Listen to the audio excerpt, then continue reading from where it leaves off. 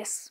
అంటే హైదరాబాద్‌లో జరిగిన సిగాచి ఫ్యాక్టరీలో జరిగిన అంటే రియాక్టర్ పేలిందా? ఏం జరిగిందో తెలవదు గానీ మొత్తానికైతే భారీ ప్రమాదం అది. అందరూ చూస్తూనే ఉన్నారు. ఇటు శాటిలైట్ మీడియాలో గానీ, డిజిటల్ మీడియాలో కూడా చూస్తూనే ఉన్నారు. ఎంత పెద్ద ప్రమాదం జరిగింది. ఆల్మోస్ట్ 50కి మృతుల సంఖ్య పెరిగింది. అలాగే మిగతా వాళ్ళు అసలు ఎంతమంది ఉన్నారు శిథిలాల కింద, ఎంతమంది ట్రీట్మెంట్ జరుగుతున్నది అక్యురేట్‌గా లేదు. కాకపోతే ఎంత దౌర్భాగ్యం చెప్పనా? నిజంగా అంటే వాళ్ళ బంధువులు కోరుకుంటున్నది కూడా ఏందంటే ఒక పెద్ద పెద్ద హాస్పిటల్‌లో జర ట్రీట్మెంట్ చేయించండి బతుకుతారు. ఇంకా చావు బతుకుల్లో ఎంతమంది అవుతున్నారో ఆల్మోస్ట్ వాళ్ళందరికీ కూడా కొంచెం అపోలో లేకపోతే ఈ కిమ్స్ ఇట్లాంటి యశోద లాంటి హాస్పిటల్‌లో పెట్టి కొంచెం ట్రీట్మెంట్ ఇప్పియండి అని వాళ్ళ బంధువులు కోరుకుంటున్నారు. కానీ వాళ్ళ ఆర్తనాదాలను పట్టించుకునే వాళ్ళు లేరని చెప్పాలి. వాళ్ళకిచ్చే ఎక్స్‌గ్రేషియా విషయంలో కూడా ఒక క్లారిటీ లేదు. ఎవరిస్తేందయ్యా మీకు? మేము ఆ ఫ్యాక్టరీతో మాట్లాడి ఇప్పిస్తామన్న మాటల్ని చూసినాం. నిన్న రేవంత్ రెడ్డి ఆడికి పోయిండు. సరే మీరు అవన్నీ విజువల్స్ చూస్తూనే ఉన్నారు. ఇక నేను ఇంకా భయానక దృశ్యాలను చూపించాల్సిన అవసరం ఏముంది కానీ నిన్న ఈడికి పోయిన ఈ రాష్ట్ర ముఖ్యమంత్రి రేవంత్ రెడ్డి నిజంగా ఆయన మాట్లాడుతున్న తీరుకి మరి మంత్రులే పరిశాన్ అయినరా అంటే తెల్ల ముఖం వేసుకొని ఎట్లా చూస్తారో ఒక్కసారి అర్థం చేసుకుంటారు. మీకు ఈ వీడియో చూస్తే అర్థమవుతుంది. The other one is serious injury persons who are not eligible, who are not capable to do further anything. Third one is limited injuries. These three categories are there. You have to decide how much you are going to pay. Any insurance is there?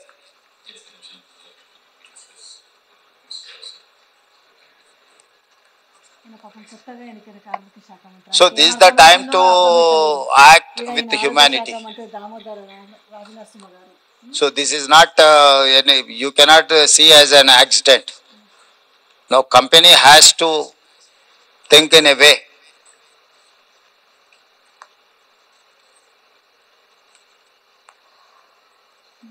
So more than 24 hours over, no, where is your management, MD, who is the right person? He has to come, no? ఒక్క నిమిషము. రాష్ట్ర మంత్రివర్గంలో ఉన్న ఇప్పుడు IT శాఖ మంత్రి శ్రీధర్ బాబు వేయండు, అలాగే కొత్తగా ఎంపికైన కార్మిక శాఖ మంత్రి వేయండు, ఆరోగ్య శాఖ మంత్రి దామోదర్ రాజనరసింహ వేయండు. Where is your MD? ఉండాలి కదా అని మాట్లాడుతున్నాడు. ఇక్కడి నుంచి ఒక మంత్రివర్గం అంతా ఉన్నంత వరకు కదిలి వెళ్ళినప్పుడు అక్కడ ఉన్న వాళ్ళందరూ ఆడ రెడీగా కోఆర్డినేట్ చేసుకొని ఉంచాలనా? అసలు ఎట్లా జరిగింది, ఏం జరిగిందని కనీసం తెలుసుకోవడానికైనా ఆడ పోయి 4 కుర్చీలు వేసుకొని ఈయన మాట్లాడుతున్న ఇంగ్లీష్లో చెప్తుంటే ఇక్కడ కూర్చున్న మంత్రులేమో బిత్తరపోయి ఉంటున్నారు. పోనీ అదేదో నిజంగానే కొంచెం ఇంగ్లీష్తో కంపేర్ చేస్తే హిందీ బాగానే వస్తుంది కదా. నేనేం భాష గురించి మాట్లాడతలేను కానీ ఆడికి పోయి వేర్ ఈజ్ యువర్ ఎండి అనే మాటకి కనీసం ఈ రాష్ట్ర ముఖ్యమంత్రి అలాగే రాష్ట్ర మంత్రివర్యులు సంఘటన స్థలానికి వచ్చినప్పుడు ఇక్కడి నుంచి అయితే వాళ్ళకు ప్రిన్సిపల్ సెక్రటరీ నుంచో ఎక్కడికో ఇగో ఇలా మొత్తం ప్రభుత్వం అంతా కదిలొస్తుంది, మీ యంత్రాంగం అంతా ఉండాలని మరి కనీసము ఈ ఇంటిమేషన్ కూడా ఉండదా? నేనేందుకు నాకు కూడా చాలా విచిత్రంగా అనిపిస్తుంది. నేను కూడా చాలా బిత్రపోయే చూస్తున్నాను. Major accident taken place in your premises, he has to come, he has to see, he has to visit the station. Who has to take a final decision? So government किससे बात करना, कौन किससे negotiate करना, how to conclude, how to negotiate? We should have some action plan from our side and from their side. Jacob, have you decided anything to this compensation? What is your action plan for that? You tell me, that's okay. What is your this thing?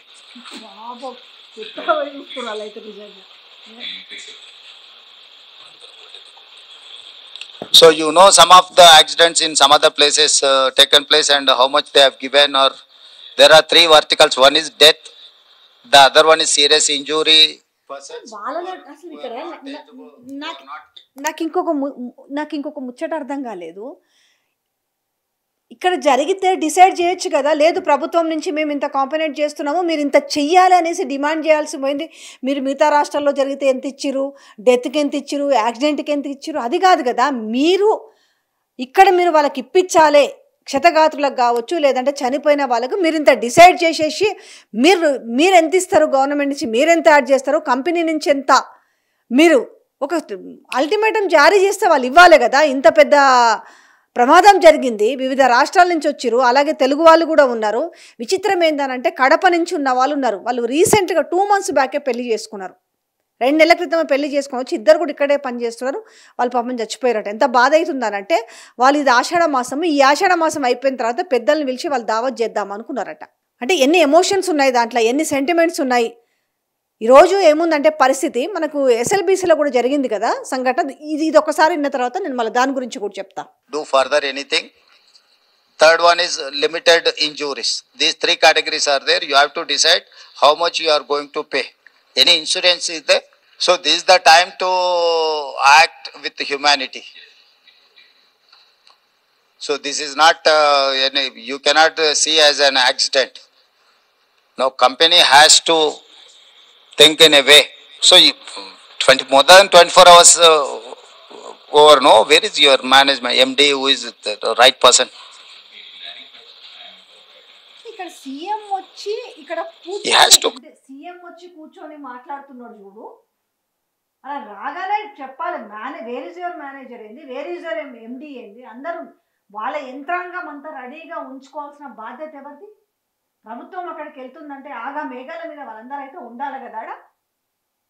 Come, no, the major accident taken place in your premises, he has to come, he has to see, he has to visit deceased persons or who is alive. So he cannot avoid the situation, no, he has to come. Ask him to come and meet our district minister and labor and employment minister. Yes, I mean that's with him. We've been talking for the last 1 hour also, trying to come to some kind of an. So anything is there? You know, CM గారు చెప్పినట్టు what CM sir was told, you have to now act on humanity basis.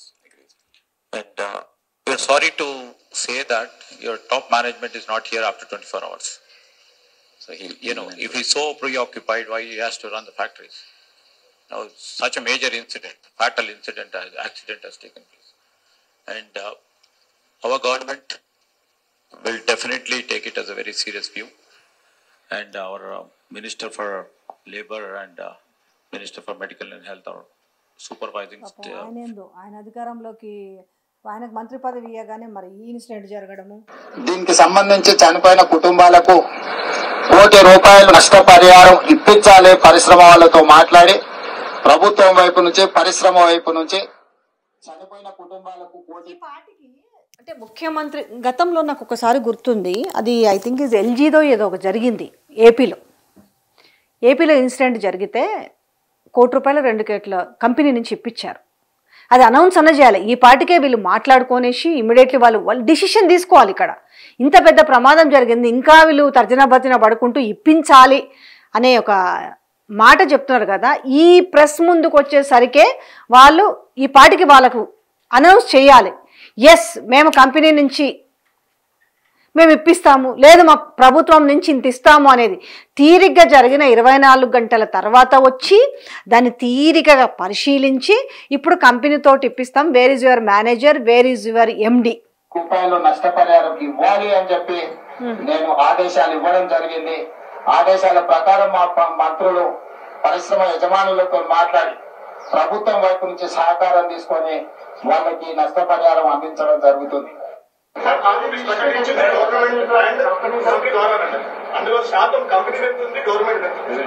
కావాల్సిన ₹1 కోటి శాతంతో చనిపోయిన కుటుంబాలకు ₹1 కోటి. విన్నారా? ఇదే ప్రశ్న అంటే నిన్న హుటాహుటిన వెళ్ళిన మాజీ మంత్రి హరీష్ రావు ₹1 కోటి ఇవ్వాలి ప్రభుత్వం అని ఆయన డిమాండ్ చేసిండు. సో ఈరోజు ఏం చేసిండు, ₹1 కోటి ఇస్తాము, కానీ అది ఎలా ఇస్తాము అంటే వాళ్ళు అడిగిన మీడియాలో ఇందులో వాళ్ళ కాంట్రిబ్యూషన్ ఎంత ఉంటుంది, ప్రభుత్వం నుంచి కాంట్రిబ్యూషన్ ఎంత ఉంటుంది, ఎట్లయితే మిత్రమా ఇక్కడ ఇచ్చుడు ఇంపార్టెంట్. అంటే ఎంత కూల్గా ఏదోలే చేద్దాము, ఎంత పెద్ద ప్రమాదం అసలు అది. ఇవాళ నిజంగా హైదరాబాదులో వచ్చి పని చేసుకోవాలంటే నిజంగా ఇవాళ గుండెలు పట్టుకునే పరిస్థితి ఉంది. అసలు పోయినోళ్ళం వస్తామా రామా మన సొంత జాగాలకు అనే పరిస్థితి కనబడుతుంది. ఎందుకంటే ఎస్ఎల్బీసీ చూసినాం కదా, ఇయాల్టికి నాకు తెలిసి మొత్తం 8 మంది శిథిలాల్లో చిక్కుకుంటే మరి 6 ఇంకా 6గురో 5గురో బయటికి రావాల్సి ఉంది. వీళ్ళు తీసింది 3 కూడా తీసిరో లేదో, ఇద్దరైతే నాకు తెలిసి ఉండే. సరే 3 అయినా కూడా ఇంకా 5 మంది దాంట్లోనే ఉన్నారు. వాళ్ళు కూడా అంతా కూడా వివిధ ప్రాంతాల నుంచి వచ్చి ఎక్కువగా మనకి పక్కన ఉన్న స్టేట్లు బీహార్, ఉత్తరాఖండ్ ఇట్లాంటి వారి దగ్గర నుంచి వచ్చి మనకు వచ్చి పని చేసుకుంటుంటారు జనరల్గా. ఇవాళ వచ్చిన వాళ్ళంతా కూడా ఇక్కడ గుజరాత్ సపోజ్ ఎక్కువగా ఈ బీహారీ వాళ్ళు చాలా హార్డ్ వర్క్ చేస్తారు కాబట్టి ఇట్లాంటి కెమికల్ ఫ్యాక్టరీలో కావచ్చు, లేకపోతే అట్లాంటి ఎస్ఎల్బీసీ వాటిలలో కావచ్చు వాళ్ళు పని చేస్తుంటారు. కానీ ఇవాళ జరిగిన ఇప్పుడు చూస్తుంటే ఈ మధ్యకాలంలో చాలా పెద్ద ఇన్సిడెంట్లో మనకు కనబడుతూనే ఉంది కదా. దాదాపుగా అందరూ భయం గుప్పిట్లో ప్రాణం చేతిలో పట్టుకొని వాళ్ళ ప్రదేశాలకు పోయిరు, వాళ్ళు పారిపోయినరు, పని చేయలేం బాబు అనుకుంటా. ఇవాళ ఈడికొచ్చి కూడా చేస్తే నిజంగానే దీని నామ్స్ ఎట్లుంటాయి, అసలు దానికి సేఫ్టీ మెజర్మెంట్స్ ఎట్లుంటాయి, దీన్ని ఎవరు తనిఖీ చేస్తారు, ఏమీ లేదు. ఒక ఇన్సిడెంట్ అయిన తర్వాత మాత్రం ఒక వారం 10 రోజులు హడావుడి జరుగుతుంది. ఏదైనా అంతే. మనకు చూడండి, ఒక బస్సు యాక్సిడెంట్ మేజర్ అయిందనుకోండి, ఒక వారం 10 రోజులు దాని మీద పడతారు. దాని తర్వాత దాని గురించి మాట్లాడరు. హోటల్స్ అయినా అంతే, పబ్స్ అయినా అంతే, ఏవైనా అంతే. దాన్ని తరోగా చెకింగ్ అనేది ఉంటే ఏదైనా కూడా ఇవి అవ్వకుండా ఉంటాయి. కానీ అవేమి ఉండవు. ప్రమాదవశాత్తు జరిగింది. దీంట్లో ఇప్పుడు రాజకీయం చేయాల్సిన అవసరం లేదు. కాకపోతే ఎంత మేరకు హుటాహుట్న స్పందించిరు, ఎందుకు వాళ్ళని తీసుకుపోయి ఇక చిన్న హాస్పిటల్లో వేసిరు. ఇవాళ మొత్తం బర్నింగ్ ఇష్యూస్ ఇవి. ఎందుకు వీళ్ళకు మంచి కార్పొరేట్ హాస్పిటల్ కూడా ఎందుకు ట్రీట్మెంట్ వాళ్ళు అడుగుతున్నారు కదా. ఆ క్షతగాతులకు సంబంధించిన వాళ్ళ బంధువులు లేకపోతే వాళ్ళ తల్లులో వాళ్ళ భార్యలో వాళ్ళు అడుగుతున్నారు, జర మంచి దాంట్లో మాకు ఇప్పియండి, ట్రీట్మెంట్ ఇప్పియండి అనేసి. కానీ వాళ్ళ పరిస్థితి అక్కడ దగ్గరలో ఉన్న చిన్న హాస్పిటల్లో వీళ్ళకి ట్రీట్మెంట్ ఇప్పిస్తున్న పరిస్థితి కనిపిస్తుంది. అంటే ఏ మేరకు చిత్తశుద్ధి ఉందనేది ఇక్కడ తేట తెల్లం అయితే లేదా. రాజకీయాల గురించి జోరుగా మాట్లాడతాం కానీ ఈరోజు ఆడికి పోయిందే అంటే ప్రతిపక్షంలో ఉన్న వాళ్ళు హుటాహుటిన పరిగెత్తుకొని పోయారు. ఇలా మీరు అధికారంలో ఉండి అట్లీస్ట్ ఇమ్మీడియట్లీ కార్మిక శాఖ మంత్రి అన్నా పంపించలేదు. ఆయనకి ఏం అర్థమవుతుందో, ఆయన మాట్లాడితే ఏం అర్థమవుతలేదు నాకైతే అర్థం కాలేదు. ఆయన మొత్తం బిక్క ముఖం వేసుకొని కూర్చున్నాడు. ఇంకొకరికైతే ఈయనేం మాట్లాడుతున్నట్టుగా ఆయనకుంది లోపట. వీళ్ళు పోయి ఆడ వాళ్ళతోటి ₹1 నష్టపరిహారం ఇప్పించుడేంది అనేది అర్థం కావట్లేదు. అసలు మీరు ప్రభుత్వం నుంచి మీరేం చేస్తారు? మీరు చెప్పేసి ఈ ప్రభుత్వం నుంచి మేము ఇంత ఇస్తున్నాం, సరే 10 లక్షలు ఇస్తారా, 25 ఇస్తారా, ఇచ్చి వాళ్ళ నుంచి ₹1 ఇప్పించండి. ఎందుకంటే వాళ్ళ జీవితాలను పనంగా పెట్టి పనిచేస్తే ఇవాళ ఏమైంది, అందులో మాడి మషైపోయిన వ్యవహారం కనిపిస్తుంది. ఏమవుతుందో అర్థమైతలేదు నిజంగా. ఎస్ఎల్బీసీలో అంత పెద్ద సంఘటన జరిగింది, ఇప్పుడు చూసుకుంటే ఇంత జరగవచ్చు. సరే ప్రమాదవశాత్తు జరిగినా కూడా దాని తర్వాత తీసుకున్న చర్యలు ఏ రకంగా ఉన్నాయనేది ఇక్కడ ఆ ప్రయారిటీ బేస్ ఒకటైతే ఉంటుంది కదా. ఇక్కడ మనం చాలా కూల్గా కూడా ఎవరిస్తే ఏందయ్యా మొత్తానికైతే పైసలు రావాలి, 24 గంటల్లో మీకు ఇష్యూ అయితే మీకు ఎక్కడో ఏదో గ్రాడ్యుయేషన్ సెరమనీకి పోయి ఎమ్మెల్యే కూతురో కొడుకు గ్రాడ్యుయేషన్ సెరమనీకి వాళ్ళు ఏదో అమెరికాలో చదువు వచ్చిన తర్వాత ఈడికి వచ్చినాక ఆ సెరమనీని ఇక్కడ కూడా వాళ్ళు సెలబ్రేట్ చేసుకుంటారని పోతాం. మళ్ళీ మేము ఏంది అసలు ఇన్ని గంటలు పనిచేస్తున్నాం, 18 గంటలు పనిచేస్తున్నాం అని చెప్తారు. ఇగో ఎట్లా ఉంది, దీని అప్డేట్ ఎట్లుంది, దీని ఫాలోఅప్ ఎట్లుంది అనేది చూస్తే తెలుస్తుంది. అందుకే సగం అంతలకు ఈ మాట్లాడుతున్న ఈ మాటలకు అర్థమైందో అర్థం కాలేదో మొత్తానికి బిక్క ముఖం వేసుకొని ఈరోజు దీని ఫాలోఅప్ ఎట్లుంది, ఈరోజు ఏం జరుగుతుంది, కనీసం వాడికి పోయేటప్పుడు దేన్ని ఎవరు మొత్తం టోటల్గా దీన్ని మేనేజ్ చేయాలి.